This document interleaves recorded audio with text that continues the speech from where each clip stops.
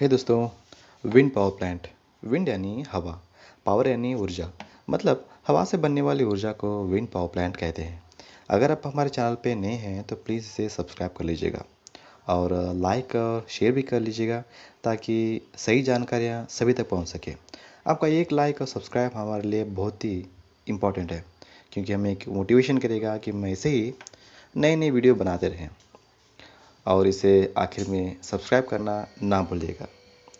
दोस्तों, सोचिए, बिना सांस लिए हम और आप कितनी देर तक रह सकते हैं? 1 मिनट, 2 मिनट या 3 मिनट? कितनी देर तक? मैं तो आधे मिनट भी नहीं रह सकता। मगर मान के चलिए, अगर हमारे सांस या फिर किसी की भी सांस अगर रोक लिया जाए तो कोई भी ज़िंदा नहीं रह सकता। तो हवा का रहना इस धरती पर कितना ज़रूरी है। तो दोस्तों, हवा इतनी तेज़ गति से चलती कैसे है? इसके कई कारण हो सकते हैं, जैसे कि हवा ठंड एरिया से गर्म एरिया की ओर आकर्षित होती है। वो इसलिए होता है जहाँ सूरज की तेज़ रोशनी पड़ती है ज़मीन या फिर हवा पर। तो हवा के कारण तो इस गर्म के कारण हवा हल्की होकर वो ऊपर उठने लगती है और इस एरिया में दबाव जो है वो कम हो जाता है। जब हवा का दबाव कम हो जाता है तो जहाँ हवा का दबाव ज़्यादा होता है वो इस कम दबाव वाली एरिया की ओर आने लगती है। इस तरह से हवा का आना जाना वो लगा रहता है। तो इस हवा के चलन को इस्तेमाल कर विंड पावर प्लांट में इलेक्ट्रिकल पावर को जनरेट किया जाता है। तो चलिए देखते हैं इसमें लगने वाले कुछ पार्ट्स के बारे में। पहला है, वो है टावर। टावर जो है वो एक लगभग 50 से 120 मीटर तक लंबा हो सकता है। ये कंक्रीट या फिर स्टील से बना होता है। टावर जो बाकी जो सारी चीज़ों को जो टरबाइन में लगते हैं, जैसे कि टरबाइन, रोटार, ब्लेड, इन सब चीज़ों को लेकर खड़ा होता है। नेक्स्ट आते हैं ब्लेड के बारे में। ब्लेड भी लगभग 20 मीटर तक लंबा होता है और ब्लेड जैसे ही हवा की अपोजिट रुकता है तो हवा के दबाव के कारण ये घूमने लगता है। मतलब हवा की जो काइनेटिक एनर्जी है उसको वो मैकेनिकल एनर्जी में बदल देता है। और ब्लेड हमेशा 2 या 3 से बने होते हैं। उसके नेक्स्ट आते हैं नेकेल के बारे में। नेकेल जो है वो पूरी टरबाइन के मैकेनिकल पार्ट्स के सराउंडिंग होता है। एक हाउसिंग की तरह भी काम करता है और एक प्रोटेक्शन भी देता है, जैसे कि जनरेटर, गियर बॉक्स या उसकी इंटरनल सारे इक्विपमेंट को प्रोटेक्ट करता है। अगला आते हैं हम शाफ्ट। शाफ्ट एक रॉड की तरह काम करता है जो विंड टरबाइन में, और इसमें 2 तरह के शाफ्ट होते हैं।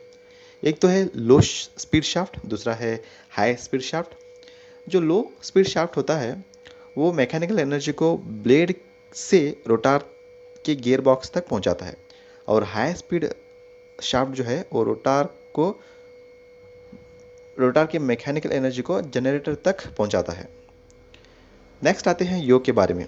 यो जो है एक हॉरिजॉन्टल मूविंग पार्ट होता है। इसमें 2 मेन पार्ट होते हैं, एक तो है यो मोटर और दूसरा है यो ड्राइव।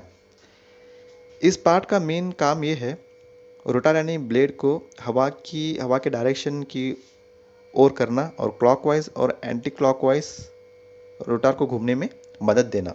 ये है यो का काम। नेक्स्ट आते हैं brake gear box. Brake gear box इस तरह काम करता है जैसे कि गाड़ियों में ब्रेक काम करता है। जैसे ही रोटार हाई स्पीड से घूमने लगता है तो ये उसको रोक देता है, इमरजेंसी कंडीशन जाने नहीं देता, क्योंकि अगर इससे ब्लेड नुकसान पहुंच सकता है ब्लेड को, या फिर ब्लेड टूट सकता है, तो इससे वो रोक देता है। नेक्स्ट आते हैं जनरेटर। जनरेटर जो है मैकेनिकल एनर्जी को इलेक्ट्रिकल एनर्जी में वो कन्वर्ट कर देता है। नेक्स्ट आते हैं कंट्रोलर।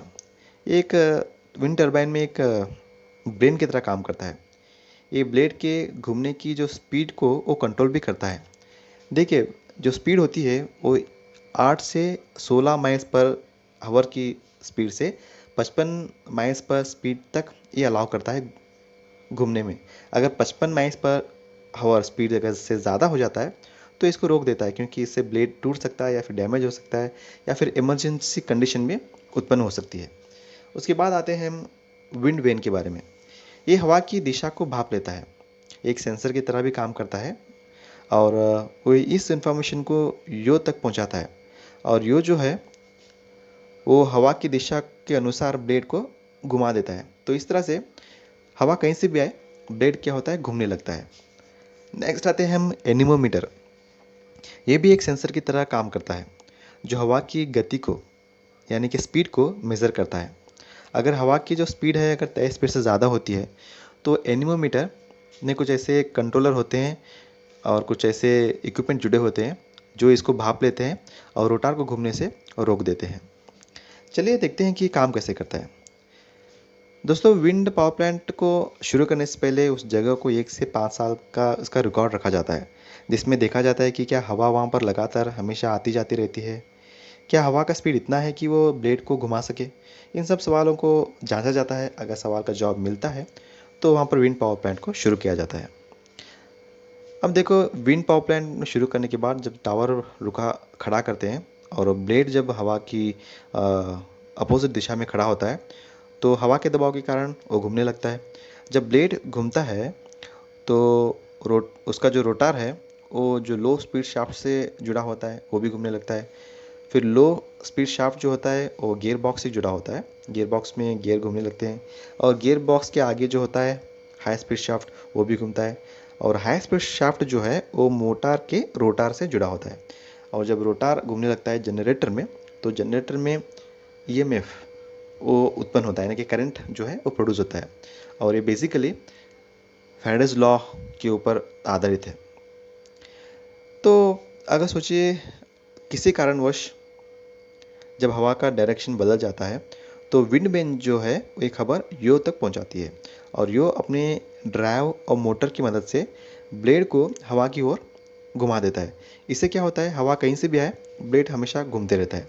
लेकिन अगर हवा की स्पीड तय स्पीड से ज़्यादा हो जाता है, तो इसमें आखिर में जो लगा हुआ है ना एनीमोमीटर, वो ब्लेड को घूमने से रोक देता है, वो भी ब्रेक की मदद के सहारे। और जब मोटर में जनरेटर में इलेक्ट्रिसिटी उत्पन्न हो जाती है, तो एनर्जी को अंडरग्राउंड केबल से के सहारे सबस्टेशन के ट्रांसफार्मर तक पहुंचाया जाता है और वहां से वो हमारे घर तक या फिर फैक्ट्री तक पहुंच जाती है। हालांकि इसके कई फ़ायदे हैं, जैसे कि विंड टरबाइन जो है, विंड पावर प्लांट जो है वो एक साफ़ होता है और इन्वायरमेंट जो नेचर फ्रेंडली होता है, क्योंकि इसमें किसी तरह से भी नेचर को नुकसान नहीं होता। ना ही इसमें कोई डस्ट उत्पन्न होता है, ना ही नॉइस, ना ही जैसे न्यूक्लियर पावर प्लांट में जैसे बहुत ही खतरनाक डेंजरस पार्टिकल होते हैं, वैसे इसमें कुछ भी नहीं होता। और ये जो है रिन्यूएबल एनर्जी है, मतलब दोबारा मिलने वाली एनर्जी है, क्योंकि जब तक सूरज रहेगा और इसकी वजह से हवा का आना जाना रहेगा। और इस तरह से जैसे पेट्रोल ख़त्म हो जाती है, कोल ख़त्म हो जाती है, तो हवा तो ख़त्म होने वाली नहीं है, तो हमें दोबारा मिलती रहेगी। इसका अगर कॉस्ट हम देख लें, तो ये हवा जो है मुफ्त में मिलती है, इसलिए रनिंग कॉस्ट जो है वो कम ही होता है। और जहाँ छोटे गांव होते हैं या फिर रिमोट एरिया होते हैं या फिर पावर स्टेशन से जहाँ पर एरियाज दूर होते हैं, वहाँ पर ये विंड पावर प्लांट को लगाना बहुत ही फ़ायदेमंद है। तो दोस्तों, हमने देखा कि विंड पावर प्लांट कैसे काम करता है, इसके पार्ट्स क्या है और ये कैसे इसका एडवांटेजेस है। तो आशा करता हूँ कि आपको सारी जानकारी मिल गई होगी, क्योंकि हमारा एक ही लक्ष्य है दोस्तों, कि आप सीखो वही जो हो सही।